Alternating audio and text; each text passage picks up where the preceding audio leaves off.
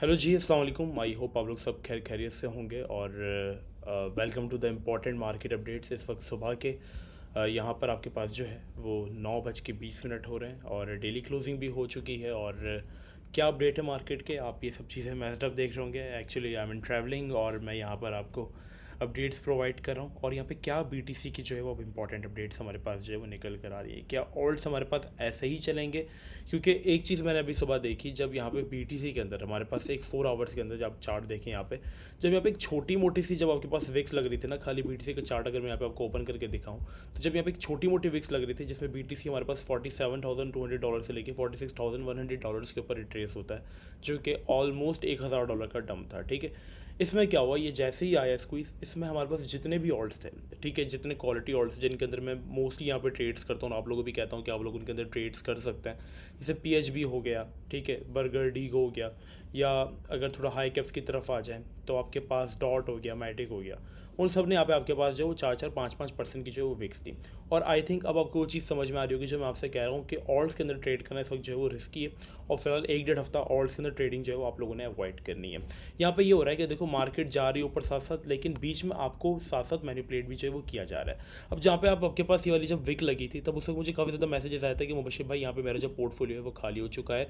अब मैं यहाँ पे क्या करूँ। तो देखो सिंपल ये इनकी चाल होती है, इनको पता होता है कि मार्केट को हमें ऊपर लेकर जाना है। इससे पहले बहुत ज़्यादा लॉन्ग पोजीशंस जो है वो ओपन है, लेवरेज किस तरीके से काम करती है। लास्ट वीडियो अगर आप मेरी उठाकर देखिए यूट्यूब के ऊपर ही, उसी के अंदर मैंने कहा था कि बुल फ्लैग पैटर्न भी बन रहा है और ये सारी चीज़ें जो है वो हमारे पास हो रही है। और यहाँ पे जो विक लगी एक तरीके से एक बुलिश विक है। रीज़न पता है क्या होता है इसके पीछे? रीज़न सिंपल सा होता है, जब लॉन्ग की तरफ बहुत ज़्यादा लोग ऊपर लॉन्ग लगा के बैठे होते हैं, क्योंकि ईटीएफ की न्यूज़ जो है वो आपके पास काफ़ी अच्छी है। देखो एक चीज़ याद रखना, अभी चार्ट्स के ऊपर रिलाय मत करो, ठीक है, क्योंकि यहाँ पर आपके पास जो है जब आपके पास फंडामेंटल्स मतलब न्यूज़ अच्छी हो जाती है तो टेक्निकल्स यहाँ पे जो है वो आपके पास फीके पड़ जाते हैं। टेक्निकल्स काम करते हैं, शॉर्ट टाइम फ्रेम में काम करते हैं, लेकिन लॉन्ग टाइम फ्रेम में आपके पास हमेशा फंडामेंटल्स ही जो है वो बूम करते हैं, वो वर्क करते हैं आपके पास। ठीक है, तो मैंने कहा था यहाँ पे जो विक है ना, इसको देखो, लेकिन यहाँ पे अपनी थोड़ी सी बाइंग करो। बाइंग इस सेंस में करो कि पार्ट्स में थोड़ी थोड़ी चीज़ें जो एक्यूमुलेट करो, क्योंकि यहाँ पे जब मोस्टली लोगों की लिक्विडिटी नीचे की तरफ पड़ी होगी ना, क्योंकि लोग लॉन्ग करके बैठे हुए थे, क्योंकि हर कोई ईटीएफ की न्यूज़ को लेकर काफ़ी ज़्यादा बुलिश था, तो लोग लॉन्ग करके बैठे हुए थे। तो उन्होंने कहा था कि अगर हम लॉन्ग कर देंगे ऊपर ले जाएंगे,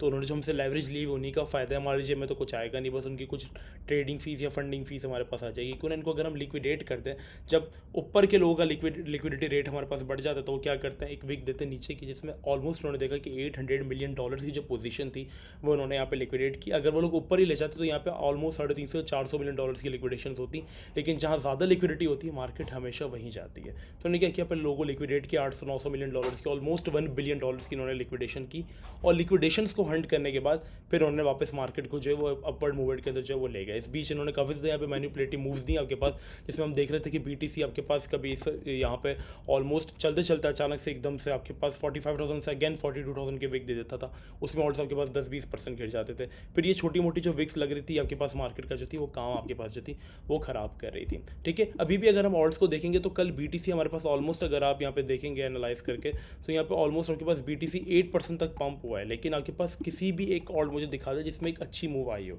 ऑल्ट्स यहाँ पे हमारे पास काफ़ी देर तक स्टक रहे, अब थोड़ा थोड़ा हम देख रहे हैं कि ऑल्ट्स के अंदर मूव आना चाहिए, वो स्टार्ट हुआ। सिंपल सा रीज़न है कि बीटीसी डोमिनेंस स्टिल अपनी जो है वो अच्छा खासा जारी है, और डिमांड इसलिए बढ़ रही है क्योंकि ईटीएफ जो है वो सिर्फ बीटीसी के अप्रूव हो रहा है। आज मैं आपको बता दूँ, आज 9 तारीख है, कल की जो तारीख है वो डेडलाइन है, जिसमें गैलेक्सी, वल्करी और वैनिक बड़ी बड़ी जो यहाँ पे ब्लैक रॉक के अलावा जो दूसरी आपके पास इन्वेस्टिंग फर्म्स हैं, उनकी ईटीएफ्स की जो है वो डिसीजन आना है। अभी तक ईटीएफ अप्रूव नहीं हुआ है, तो यहाँ पे ये नहीं समझेगा कि ईटीएफ अप्रूव हो जाएगा। अभी जस्ट कल एक वार्निंग इशू हुई गैरी गैंसलर की तरफ से। गैरी गैंसलर एसईसी जो है, उन्होंने यहाँ पे एक आपके पास एक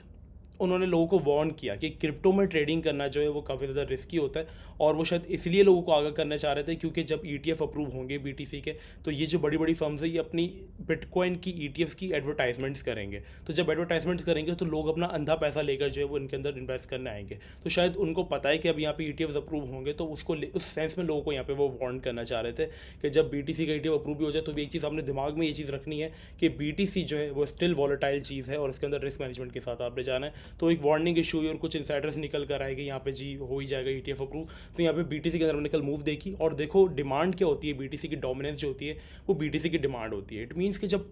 न्यूज़ अच्छी बीटीसी की आ रही है तो दूसरे कॉइन्स क्यों पंप करेंगे, बीटीसी पंप करेगा ना। और हमेशा ये होता है कि पहले बीटीसी पंप करता है, पंप करने के बाद फिर जब वो रेस्ट करता है तो यहाँ पे हमारे पास इथेरियम में रैली आती है, और इथेरियम के अंदर अभी तक अगर हम देखेंगे तो वो रैली आई नहीं है, ठीक है। इथेरियम में अगर आप मूव देखेंगे तो कोई इतनी बड़ी मूव नहीं है, ऑलमोस्ट 2200 से 2300 पर आ गया इथेरियम, बीटीसी वहीं 4-5 हज़ार डॉलर जो है वो पंप हो गया। तो इथेरियम के अंदर स्टिल कोई रैली नहीं है, इथेरियम आपके पास स्टिल मैं आपसे कहूँ तो एक एक्यूमुलेशन फेज के अंदर आपके पास जो है वो चल रहा है। पिछले 4 आवर्स के चार्ट के अंदर अगर आप देखेंगे तो कंटिन्यूसली आपके पास जो है वो एक रेक्टेंगल मतलब एक साइडवेज ट्रेंड के अंदर चल रहा है, इसकी एक हैवी एक्यूमुलेशन जो हो रही है। और यही बात याद रखिएगा कि बीटीसी के बाद इथेरियम की बारी है, और फिर इथेरियम जब लीड करता है इसके बाद आपके पास पैसा जो है वो ऑल्ट्स की तरफ रोटेट करता है। अब ये जो चार्ट आप मेरी स्क्रीन पर देख रहे हैं बीटीसी डोमिनेंस का चार्ट, और कंटिन्यूसली आपके पास जो पंप हो रहा है, जो कि बताता है कि डोमिनेंस इस वक्त सिर्फ और सिर्फ मार्केट के अंदर बीटीसी की। बाकी अगर आप ऑल्ट्स की हालत देखेंगे तो ऑल्ट्स हमारे पास काफ़ी पेचीदा चल रहे हैं। लाइक ऑल्ट्स में कोई इतनी खास मूव हमारे पास आई नहीं है, बस जो हमारे पास ऑल्ट्स उस दिन जब बीटीसी 45 के से गिरा था, तो जैसे ये एक नॉर्मल ऑल्ट है, ठीक है, ये आपके पास उस दिन गिरा था, ठीक है, बीटीसी 45 के से 10% गिरा था, ये ऑल्ट आपके पास 28 से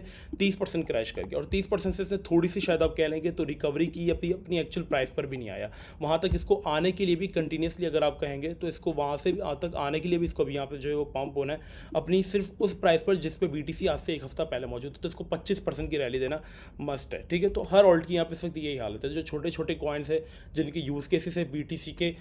ईटीएफ को लेके, जैसे एफटीएक्स से बीटीसी नैरेटिव कॉइन है, तो उस कॉइन के अंदर जो है वो पैसा हमारे पास जो है वो आ रहा है। अब आने वाले नैरेटिव कौन सा है वो मैं टेलीग्राम के ऊपर बताने वाला हूँ। अच्छा, बीटीसी को थोड़ा सा टेक्निकली देखिए, फंडामेंटली हमने देख लिया, कल आपके पास डेडलाइन आनी है, अब आपने वेट करना है कि अगर ये डिले करते हैं तो मार्केट यहाँ पे आपके पास जो है वो एक बड़ी करेक्शन जो है वो ले सकती है। अप्रूव करते हैं तो बीटीसी 50K 52K को टच करके आपके पास हम देखेंगे कि करेक्शन तो मार्केट ने देखे लेनी ही लेनी है, क्योंकि यहाँ पे अगर मैं आपको एक वीकली चार्ट भी ओपन करके दिखाऊं तो यहाँ पे आप देखेंगे बीटीसी अपने क्रूशल इंपॉर्टेंट रेजिस्टेंस के ऊपर आया हुआ है, और इस रेजिस्टेंस से हमें शायद रिजेक्शन भी मिल सकती है। और डिसीजन ये होता है कि आपके पास ETF की न्यूज़ क्या आती है, क्योंकि बाय द र्यूमर, हमने जब रूमर चल रहा था तब हमने इसको बाय किया यहाँ पर इस पॉइंट के ऊपर कि ETF अप्रूव होंगे, ETF अप्रूव होंगे, तो हमने यहाँ पे बाय किया, और सेल द न्यूज़, जैसे न्यूज़ आ गई वो चीज़ अप्रूव हो गई तो हमने उसको सेल द न्यूज़ कर दिया, क्योंकि यहाँ पे जब ETF अप्रूव होगा तो रिटेलर्स बाय करेंगे, और फिर यहाँ पे मार्केट वेकर्स देखेंगे जब वो बाय कर रहे हैं तो अगर हम मार्केट को नीचे लेके जाएंगे तो उनको ज़्यादा लिक्विडिटी मिलेगी, तो यहाँ पे क्या करेंगे, मार्केट के अंदर एक बड़ी करेक्शन ले आएंगे। और स्टिल मैं एक्सपेक्ट कर रहा हूँ कि ऑल्ट्स में आपके पास एक बड़ी जो है वो आ सकती है, क्योंकि बीटीसी तो हमने रैली, हमने काफ़ी लोगों ने पैसा बना लिया उस वक्त जब हम जी रहे थे कि बाय करो बाय करो, उस वक्त काफ़ी लोगों ने मिस कर दिया, किसी ने बाय किया प्रॉफिट में। लेकिन ऑल्ट्स में स्टिल वो रैली नहीं आई है ना, इथेरियम में स्टिल वो रैली आई है, लेकिन उनकी रैली जो है वो पेंडिंग है। और याद रखिएगा मेरी बात, उनके अंदर इस बार की जो रैली होगी वो काफ़ी ज़्यादा जो है वो मैसिव होने वाली है, क्योंकि अभी प्री हाविंग पंप भी रहता है, अभी तो बुल मार्केट स्टार्ट होनी है, तो चीज़ें आपके पास अभी रहती हैं, तो फोमो मत कीजिएगा,